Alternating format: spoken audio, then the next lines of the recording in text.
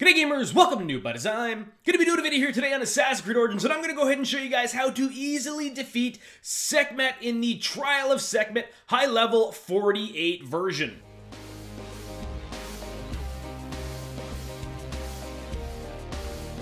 Alright gamers, so Sekhmet is going to be in the normal location in the Desheret Desert. As you can see it right here, we're going to go ahead and just spawn right into the fight here, and I'm going to tell you what's different about this. Actually, first we should talk about the fact that you really need to make sure you have some kind of health on hit weapon. I would prefer myself to go with something like the composite bow because it's a really fast firing and has a really good health recharge rate. But if you don't have a composite bow, there are other weapons that you can go ahead and use. You could also recharge your health during the melee combat section.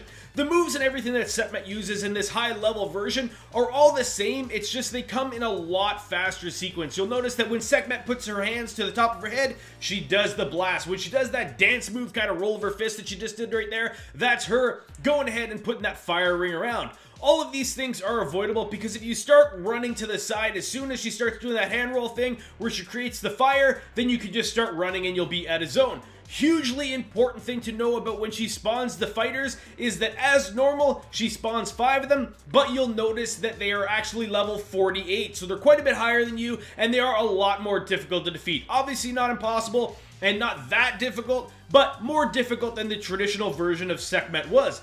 Also, I should mention, after you finish that first section and kill the mobs there, she starts doing the fireball damage as well. So the first round, she doesn't throw the fireballs. Second round, Sekhmet starts throwing the fireballs. Aside that, it's all the same. You want to make sure, again, when you're killing these people, we'll do this one in real time. Again, they're level 48. Try to get the assassination. I always go for the middle one first. There's going to be 5 that spawn. Try to hit that middle one, and the reason for that is because round 3 of the spawns, the middle one's actually a high level heavy, and it is actually brutal to kill. So if at all possible, you want to make sure that you are right beside that middle one when it spawns, specifically in round 3, so that you can go ahead and assassinate it. Then you don't have to deal with the fight itself, and you can finish that portion. Anyhow, I should also mention, I like to use, and you'll notice more in the third round than in this round, I like to use Sekhmet's abilities to help me kill these guys, especially because they are higher level. Anyhow, make sure that you are recharging your health as often as possible with your energy weapon or your health recharge weapon, and I use my, like I said, my composite bow. I should also mention, after round 2 of killing those mobs, that's when that beam on top of her head actually splits into 2 beams, and it's a little bit more difficult to dodge, but on purpose I ended up doing it so that it didn't actually work at all in actually trying to evade it. You just run in a direction, and you'll see every single time you will actually be able to run out of the way, no worries at all. This is going to be the third spawn. You'll notice that that is the heavy. It is a nightmare to kill.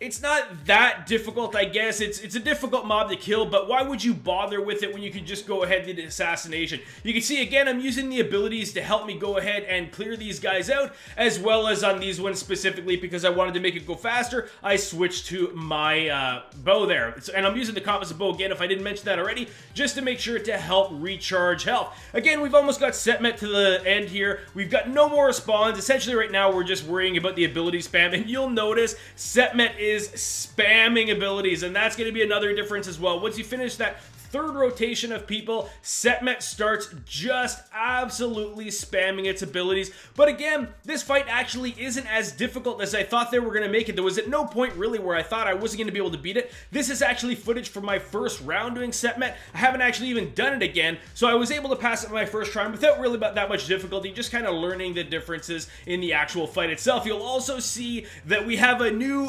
best weapon in Assassin's Creed Origins, and that is going to be the sword we just picked up, the Sword of the Duat. You'll notice that it is 106 quality, 470 damage per second, level 4 critical hit rate, level 4 combo multiplier, and health on hit. This thing is going to be absolutely sick.